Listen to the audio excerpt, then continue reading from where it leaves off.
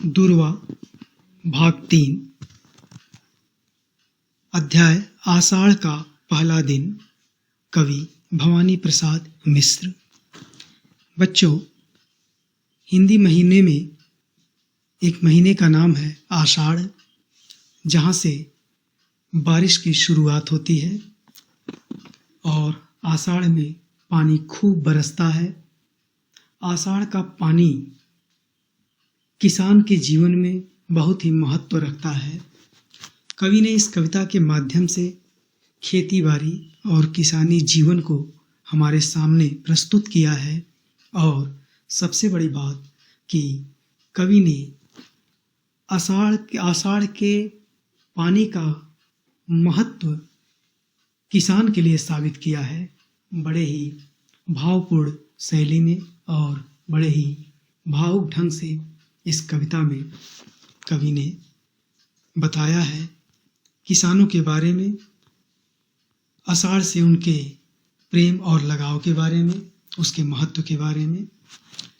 कविता की पंक्तियां हैं: हवा का जोर, वर्षा की झड़ी, झाड़ों का गिर पड़ना, कहीं गर्जन का जाकर दूर सिर के पास फिर पड़ना, उमड़ती नदी का खेती की छाती तक लहर उठना, ध्वजा की तरह बिजली का दिशाओं में फहर उठना। हवा का जोर, जब आषाढ़ का महीना आता है तो पानी बरसने की शुरुआत होती है। जिस दिन पानी बरसना होता है, आषाढ़ की बारिश की शुरुआत होनी होती है, उस दिन का वातावरण कुछ भिन्न सा नजर आता है। उस दिन जोर की हवा बहती है और हवा बहने के बाद बूंदों का गिरना आरंभ होता है। वर्षा की झड़ी लग जाती है, मतलब निरंतर लगातार बूंदें बारिश की गिरने लगती हैं।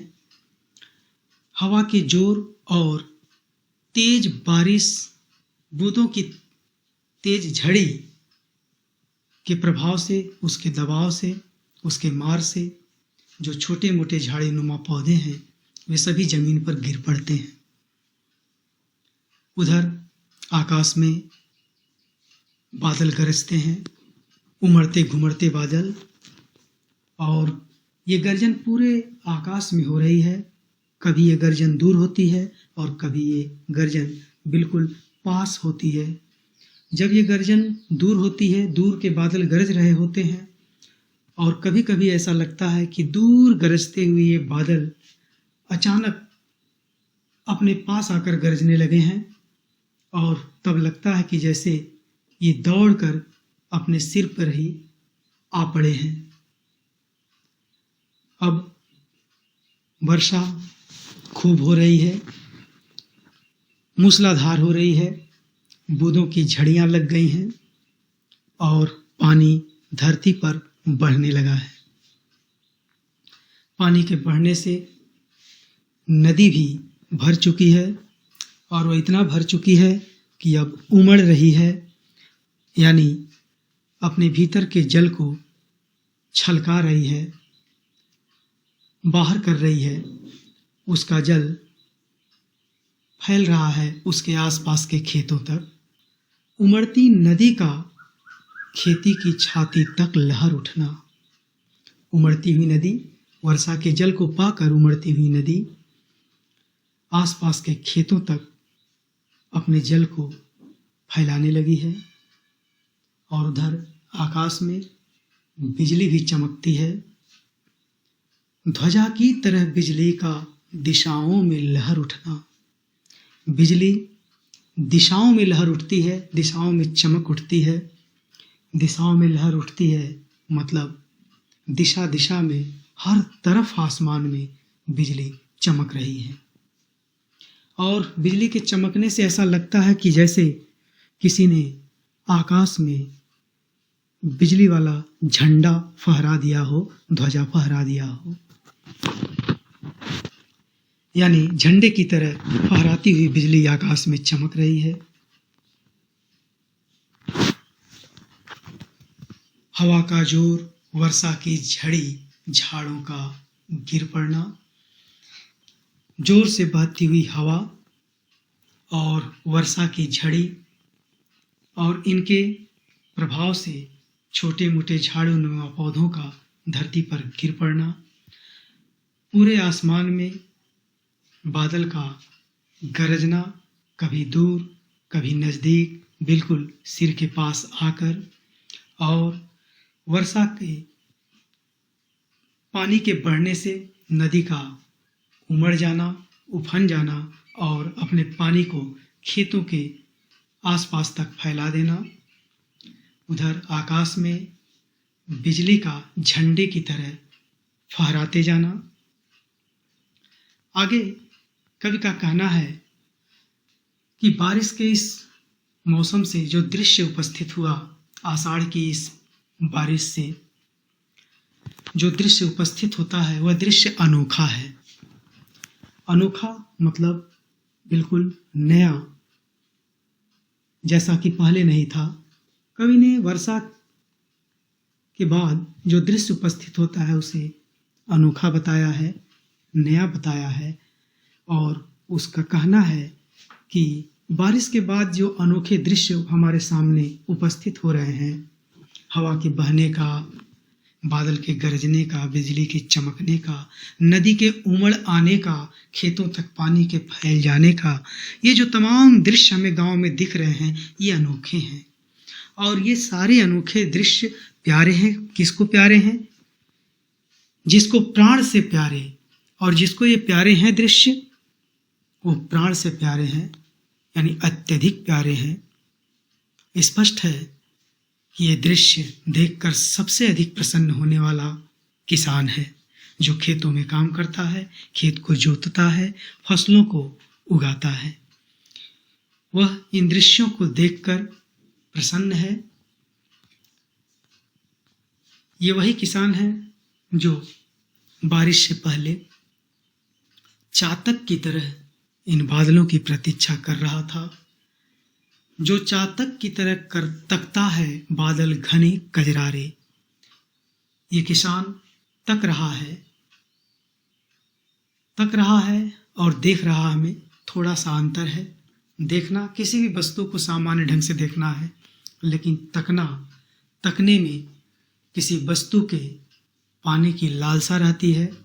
किसान के भीतर एक लालसा है, वह टकटकी लगाकर देखता है आकाश में कि कब बादल छाएंगे और हमारे खेतों को पानी मिलेगा। आसमान की तरफ उसका देखना, उसका ताकना है, टकटकी लगाकर देखना है, लालसा भरी निगाह से देखना है। और कवि ने इसकी तुलना की है चातक से, चातक पक्षी से। चातक एक पक्षी है जिसको पपीहा भी बोला जाता है, और उसे पी कहाँ की आवाज में बोलते हुए सुना जा सकता है।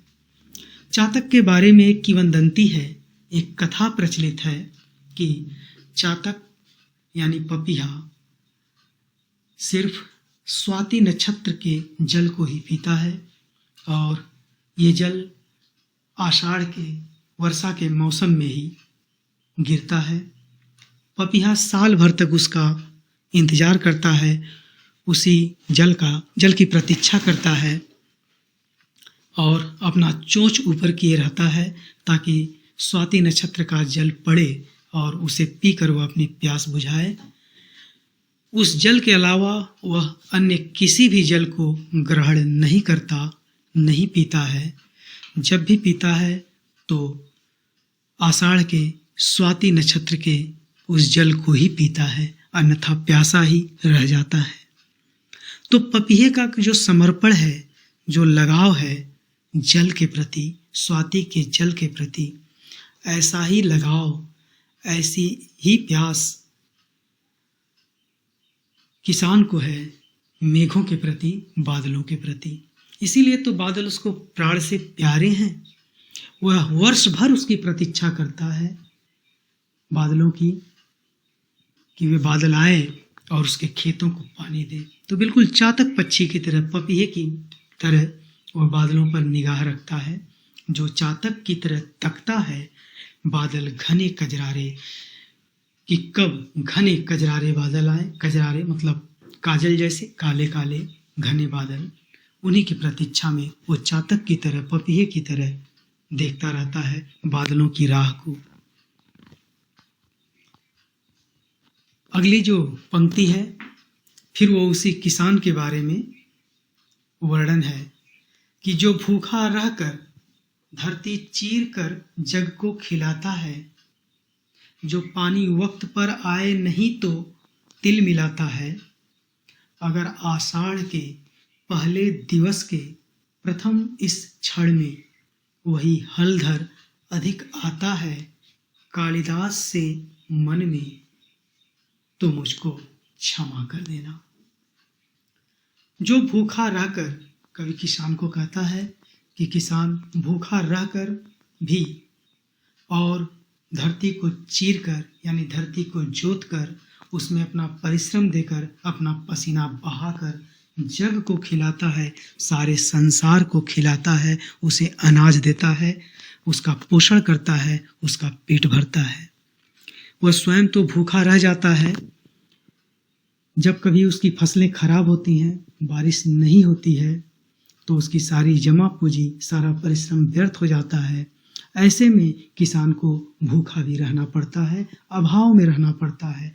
ऐसे अभाव में, ऐसे भूख में रहकर भी वो धरती को जोतता है, अपना परिश्रम देता है और वो फसलें उगाकर अनाज पैदा कर सारे संसार का पेट भरता है। यही वजह है कि किसान आकाश की ओर चातक की तरह ताकता है, देखता है कि कब मेघ आए और उसके खेतों को पानी मिले। जब कभी मेघ नहीं आते, जब कभी पानी नहीं मिलता, तो किसान तिल मिलाता है। वक्त पर पानी नहीं आने से, जब उसको ज़रूरत है खेतों को, पानी को, जब उसके खेत प्यासे हैं मेघ के लिए, बादल के लिए, जब उससे ज़रूरत है पानी की, उस समय अगर पानी नहीं आता तो किसान तिल मिलाता है। तिल मिलाता है यानी झुंझला जाता है, तिल मिलाता है यानी बेचैन होता है। तिल मिलाना उसे कहते हैं कि जब किसी वस्तु की इच्छा हो और वो न मिले, न प्राप्त हो।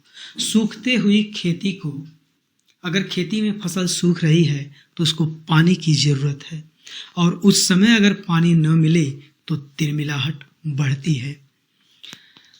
किसान तिल मिलाता है जब वक्त पर पानी नहीं आता। कवि का कहना है कि आषाढ़ के